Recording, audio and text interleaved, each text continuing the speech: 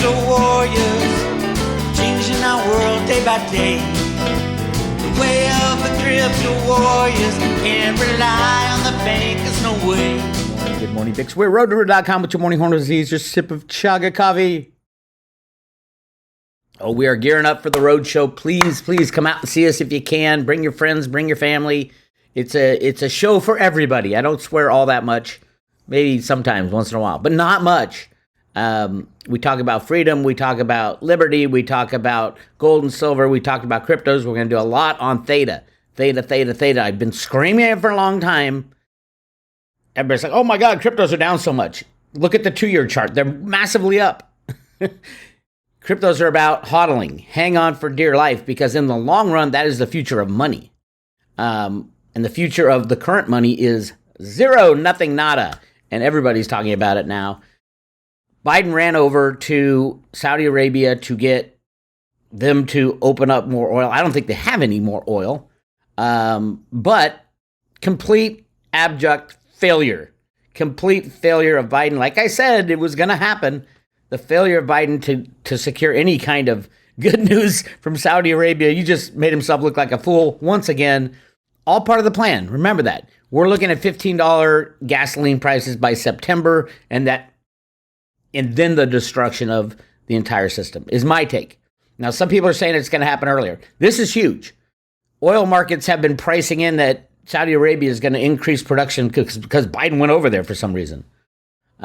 Interesting. Right after Biden left Israel, they started lobbing bombs. Biden is just embarrassing the United States. Not even embarrassing. The Biden administration is destroying the United States on purpose. This is completely on purpose.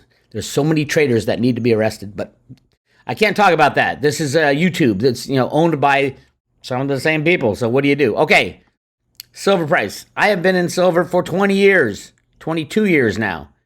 And here's the chart for 22 years. See that little line? Here, let's get a bigger chart here. Let's do the 20-year chart and take a look at what's going on here. See this right here, the price under $5? That's when I bought my first silver. This is how hodlers make out in the end, even through manipulation. This spike right here from $20 to $50 and then back down to $20 was 100% rigged by a company called JP Chase. And it happened right after they took over the Bear Stearns short position. The government pretty much forced them to do it, and they gave them a $30 billion guarantee that you won't lose money on your silver position. They took that silver position and kept shorting.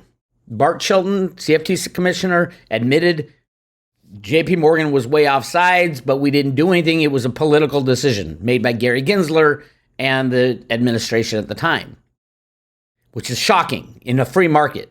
This was the Obama administration.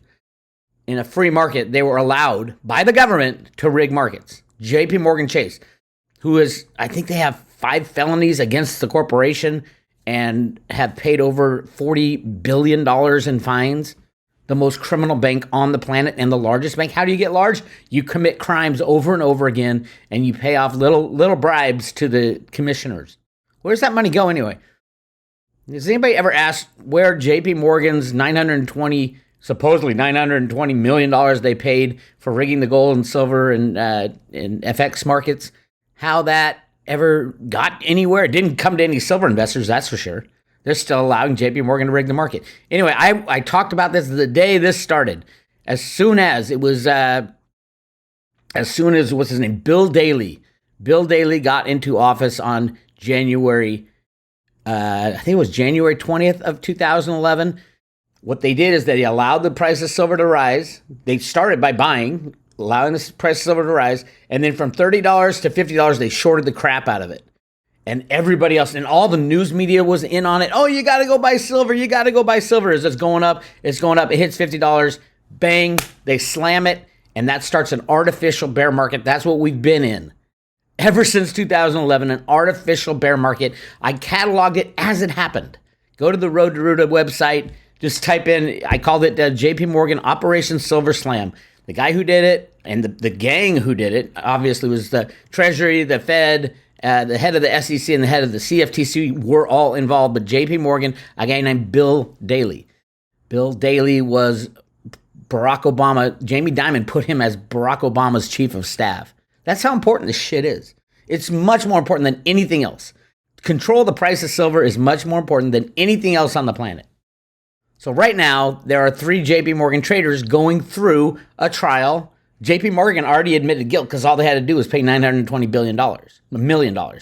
They made literally billions and billions and continue to make billions and billions off market rigging, especially spoofing. Spoofing is just putting up fake trades to drive the market up when they're selling and drive the market down when they need to buy. Completely illegal, but they put their people at the CFTC. So one of the new commissioners at the CFTC is a JP Morgan employee, is a Citibank employee. These are supposedly the regulators of these markets. It's insane. Who do they take their marching orders from? Citibank and JP Morgan, obviously. It's like the government is not even in there. I think the budget is like $300 million now for the CFTC. $300 million. Why are we paying $300 million? Why don't we just give that to the banks? Just give it to them and say, yeah, you don't need to rig markets. Here's the $300 million that we took from the taxpayer what the regulators do is they protect the banks. They don't expose the banks. They protect them so they can run their con, and then they'll arrest the little guys. And 3 of the little guys, they're not that little guys, at JP Morgan are being tried right now in court for RICO charges. Means conspiring to commit crimes. Conspiring to commit crimes. 3 of them from JP Morgan, and there was 15 traders. JP Morgan admits spoofing by 15 traders. 15 traders. And Jeffrey Christian wants to say, oh, that doesn't mean anything. It doesn't do anything to price. Bullshit, Jeffrey Christian. He works for the banks. Who pays Jeffrey Christian's bills? The banks. Oh, we get the CPM report. Why? Because he runs cover for the con. Anyway, so this is what got me going today is during the trial, JP Morgan gold trader turns whistleblower admits he lied. So one of the many whistleblowers, I think there's 30 people who have given evidence that, yeah. And even JP Morgan admits it. I don't know why these guys are even at trial. It's already been proven. They should have admitted guilt, but it's too big. It's a show trial, if you ask me. I think they'll get convicted. What does that do? I don't know. I mean, the reality in America these days is evidence doesn't matter at all. Be it election rigging, be it metals trading, lies, cheating, steal. It doesn't matter. It's news for one day and gone the next. It's ridiculous. But that's why we're being destroyed as a country. We're too blind to wake up and say, no, this is wrong, especially to our government. I'll get to that in a second. Anyway, JP Morgan gold trader turned whistleblower admits to lies. When the FBI agents knocked on the door of his Brooklyn, New York home in 2018, trader John Edmonds told them he didn't know anything about gold and silver price manipulation at JP Morgan Chase. That was a lie, he admitted on Thursday. Edmonds, who had worked at JP Morgan for about a decade, eventually pleaded guilty to conspiracy and commodities fraud and agreed to cooperate with prosecutors. He is now a key witness against his former boss, Michael Nowak, the longtime head of the precious metals trading desk, gold trader Greg Smith, and hedge fund salesman Jeff Rufio. Who was Michael Nowak's boss? Who taught him? Who taught him what to do? I'll get to her in a second. I want you guys to listen to this. So the defense is coming saying, "Hey, you're a liar. You told the FBI that you didn't rig markets at JP Morgan." And then he comes back and says, "Yeah, I lied." Who taught him to lie? Listen to what he said. They're talking about spoof trades. But Nowak's defense lawyer, David Meister, look up the history of that dude. He's bad news. Deep state all the way. If you're looking for a lawyer to defend the deep state, David Meister's your man. Over several hours of cross-examination Thursday sought to undermine the credibility of Edmonds, who testified earlier he'd committed no crimes since leaving JP Morgan in 2017. Meister questions Edmonds about his FBI interview in 2018 and played a recording of the encounter made by the agents. This is the recording. This is what the guy who's turning state's evidence against JP Morgan. Quote, I don't know what was going on in the market at the time, Edmonds can be heard saying on the recording. This is when he first got busted. Not spoofing, not manipulations. Like, that's not what I do. That's not what we do. And I'm like, where have I heard that before? That's not what we do. Where have I heard that before? Backtrack, April 5th, 2012. The world is screaming about silver market manipulation. Blythe Masters, the queen of silver crushing, the head of commodities for JP Morgan, came on, and the head of derivatives during the derivative crash at JP Morgan. She's the one who promoted the credit default swaps, completely destroying almost everything in 2008. It was all her fault. She was a huge advocate of credit default swaps because she said, it'll take all this room off your balance sheet so you can write more of these highly leveraged loans and do anything you want with derivatives. By the way, JP Morgan just maxed out at $60 trillion in derivatives. Listen to what Blythe Masters said in 2012 about silver. You're looking at growth not only in agriculture and in metals and in oil, but across the board in all facets. That's what you're investing in. A lot of concern has been placed, though, about JP Morgan's, particularly its positions in the metals space. And looking at your positions in silver, we talked earlier about the volatility in the silver market. Can you talk about JP Morgan's positions and price volatility, and how are they related? Yeah, that's a great question, and you're right that there's been a tremendous amount of speculation, particularly in the blogosphere, about this topic. And I think First of all, the blogosphere would be people like me. That's what she called us, blogosphere. The challenge is that speculation represents a misunderstanding as to the nature of our business. As I mentioned earlier, our business is a client-driven business where we execute on behalf of clients to achieve their financial and risk management objectives.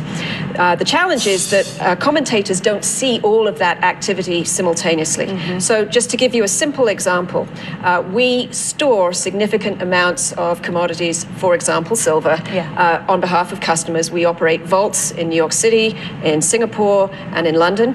And often when customers have that metal stored in our facilities, they hedge it on a forward basis through JP Morgan, who in turn hedges itself in the commodity markets. If you see only the hedges and our activity in the futures market, but you aren't aware of the underlying client position that we're hedging, then it would suggest inaccurately that we're running a large directional position. Yes. In fact, that's not the case at all. We have offsetting positions. We have no stake in whether prices rise or decline. Rather, we're running a flat or a relatively matched So book. it's not, because what is commonly out there is that JP Morgan is manipulating the metals market. And from what you're outlining, that is not possible because of the different sides of the business that you're a part of. That's right. It's not part of our business model. It would be wrong, and we don't do it.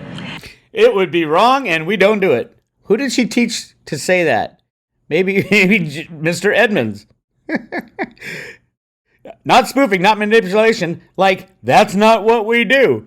Blythe Masters should have been charged along with all these guys. These three guys were told what to do by Blythe, and Blythe was told what to do by Jamie Dimon. It is obvious. It's kind of like the Jeffrey Epstein thing. What about all his clients? You know, if he was running this big child ring, where are all the clients? It's like these things are right in our face, and we refuse to face them. Right after Blythe Masters says we don't manipulate markets, literally 6 months after, JP Morgan accused of rigging the energy market and got busted for rigging the energy market. She was in charge of that market. And now we're getting JP Morgan admitting that they were spoofing markets during this time. I mean, this is 2012, and I was screaming about this interview, and they did it on purpose. So Blythe can come there and giggle about, these people, they don't know what they're talking about. You know what they were doing? They were running a flat book. Absolutely. What were they doing? They were shorting silver, where silver price is controlled on the COMEX, and buying physical, the real physical thing, 1.2 billion ounces of physical. And then they got out of their short positions because they could do that with high-frequency rig jobs. So they ended up with 1.2 billion ounces of physical silver. Remember, the Hunt brothers got busted for about 110 million. And JP Morgan ends up getting 1.2 billion. And then they just pay a fine and walk away. Luckily, they've been tricked out of it, I believe. Or they were forced to get out of it through the JP Morgan Bank of America lease that ultimately ends up in Warren Buffett's hands. We will see. We will see. It's a crazy world we're living in, but here's the latest thing out of our government. Nancy Pelosi urges support of a $50 billion CHIPS bill. Hours after disclosing she took a $8 million stake in Nvidia, which is a chip manufacturer. And it was call options. Nancy Pelosi is probably the biggest, one of the biggest. There's so many big criminals in. I mean, how did Maxine Waters get rich and own 3 mansions? I mean, these people don't make much money as senators, and yet they're millionaires, multimillionaires. And Nancy Pelosi is pushing a bill that she, 1 month prior, put an $8 million call option, a very extremely risky bet. The only way that bet pays off if Nvidia goes through the roof, and then she's pushing support of a $50 billion bill that would make Nvidia go through the roof. This is criminality. But that's who we're dealing with. We're going to be talking about this on the road, at the road to Road. Absolutely. Go to the private road. Got some great interviews up there. Penny Kelly looks into our near future, and wow, hang on tight. Dreaming a Little Dream. Great discussion about dreams with Penny. And then we got Dick Allgaier about his near-death experience. Like literally, he was watching the ambulance fly by, and he was in it. Crypto's the Allgaier Indicator. This was a great discussion, and some of the things he has coming up. He shared some of the stuff with us. Go check that on the private road. Huge Jenny Moonstone discussions just recently about Warren Buffett and silver. Go check that out. And if you want to get the scoop, go to roadtoroad.com. Click on Roadshow and come visit us. Get your tickets before they sell out. We'll be in Sonoma, Salt Lake City, Denver, Kansas City, St. Louis, Austin, Oklahoma City. I'll tell you right now is not the best time to be traveling in 2 RVs around the country, because we're going to spend an arm and a leg on gas. But Andy Scheckman of Miles Franklin has ponied up some money for gas. Thank you, Miles Franklin, for all your support on the road to Ruta. Get your metals from Andy Scheckman. Send him an email, andy@milesfranklin.com. If you want to get metal shipped to your front door, while you still can. As Cliff says, we're approaching a time where silver will be unobtainium. That means you won't be able to get it at any price. It doesn't matter what the COMEX says. The COMEX will probably be at minus $40, and you won't be able to get any silver. There's a disconnect between the silver fair market value and the real price of silver. So make sure you get your silver in your possession now. Oh my God, it's under $19. Are you kidding me? You can't get it for that, but you can get it pretty cheap in the low 20s for 1 ounce rounds. That's my recommendation, 1 ounce rounds. Right now, I used to recommend the pre-65 coinage. Why? Because it was like selling for spot. It was crazy. I bought a lot of pre-65 coinage. And it has the additional value of being dealt with under different laws. It's coinage of the United States. That's counterfeiting if you try to make a fake one. And it's hard to make fake dimes. The mercury dimes, that's real hard. I'm not saying it's not possible. China's kicking out all kinds of fakes. Fakes will become huge in the future. That's why I love having Silver Eagles and pre-65 coinage. A lot of people have no idea if the silver they have is real or fake, especially 100-ounce bars. If I had 100-ounce bars right now, I go to my local coin shop and I'd swap them for 1 ounce rounds. You pay, whatever they charge you. You'll have to pay to do that, but at least you'll know. You'll have that peace of mind that the 100-ounce bar, you don't know. Unless you drill into it, you're not going to know. None of the other tests work. Or you can just drill into it and refill it with the little melted silver. There's things you can do. But yeah, 1 ounce rounds are the way to go right now with the smallest premiums. Again, go get your roadshow tickets. We got friends coming out on the road. If you're in Northern California, it's Sunday evening at Real and Brand in Sonoma. Just go to the roadshow at roadtoruta.com. Click on whichever city or city you're going to be in, and then you can buy your tickets right there. It's $25. And we're going to have raffles. We're going to have a bunch of fun, a bunch of music, a bunch of hanging out with people just like you who think this fucking world is crazy. Everything's going crazy. Can we break free? Yes. Penny and I talked about this a lot. We can break free. Will it be painful? It'll be the most painful thing you'll ever do, especially you silver bugs. Everyone's like, oh, come on, silver. Do you know what the world is going to be like with $600 silver? I mean, we're talking rioting in the streets, but we have to be there. If you want truth and honesty going forward, we have to go through the pain. We're giving birth, and we're right at the point where we come out and say hello to the world, but you got to squeeze. There you go. There's your visual. You got to squeeze yourself out. And everybody's going to lose everything, and they're going to go freaking crazy, and they're going to blame the banks. The banks won't be the ones deciding how this system's going to be fixed. There's going to be no CBDC, central bank digital currency. That's the most ridiculous thing ever. These are the people who will be blamed. What will the United States do? Well, what can we do without a decider? Nobody's going to decide this. We can go back to the Constitution. Gold and silver as money. Not backing. Backing means nothing anymore. Backing a currency with gold is an IOU promise from a government that you don't trust. But physical gold, physical silver used as money, yeah, that would work.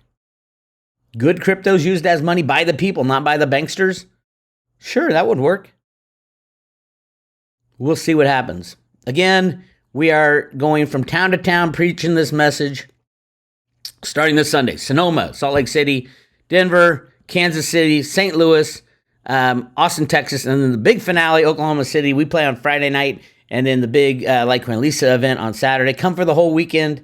Get tickets for both shows.